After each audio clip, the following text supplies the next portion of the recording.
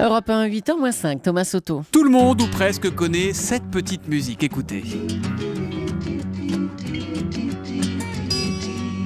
Les premières notes de Mrs. Robinson, musique emblématique du film Le Lauréat, The Graduate, dont le réalisateur, l'américain Mike Nichols, vient de nous quitter. Bonjour Danny Cohn-Bendit. Bonjour Thomas. On peut dire que cette disparition, ça vous fait quelque chose, Danny, et que ce film aussi, il vous a fait quelque chose. Ouais, pour un genou comme vous, ça ne fait pas grand-chose. Mais pour nous, qui avions 21, 22 ans à l'époque, Le Lauréat, c'était le film qui nous a dévergondés. Et d'ailleurs, quel jeune homme de 22 ans n'a pas rêvé, en fait, de se faire dépuceler un peu plus tôt, oui, par une femme mûre, maman, comme l'était Anne Bancroft. Nous étions tous amoureux d'Anne Bancroft. Alors, moi, ce film, je l'ai vu un peu plus tard, pas au moment de sa sortie en salle.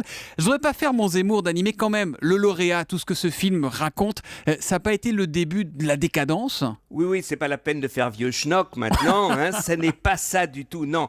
Monsieur Igor Peshovsky, Michael Igor Peshovsky, fils d'immigrés juifs, était un grand maître de l'émotion. D'ailleurs, avant, il y a eu Qui a peur de Virginia Woolf, qui était quand même le grand film où se sont révélés Elizabeth Taylor et Richard Burton, ce couple impossible d'ailleurs pendant des tas d'années et qui nous a fait peur, nous, pour notre prochain couple. Et puis, c'était le film, premier metteur en scène écolo, dans Le Mystère Silkwood, où Meryl Streep était formidable dans cette recherche de la vérité sur le plutonium. Alors, que reste-t-il ? Qu'est-ce qui va rester de Nichols ?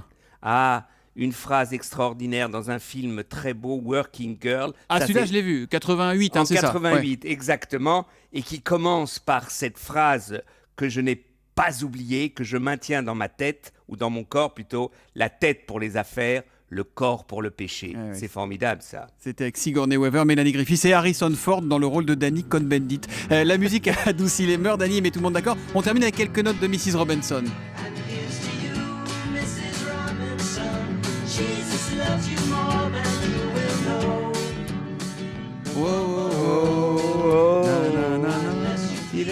Mrs. Robinson.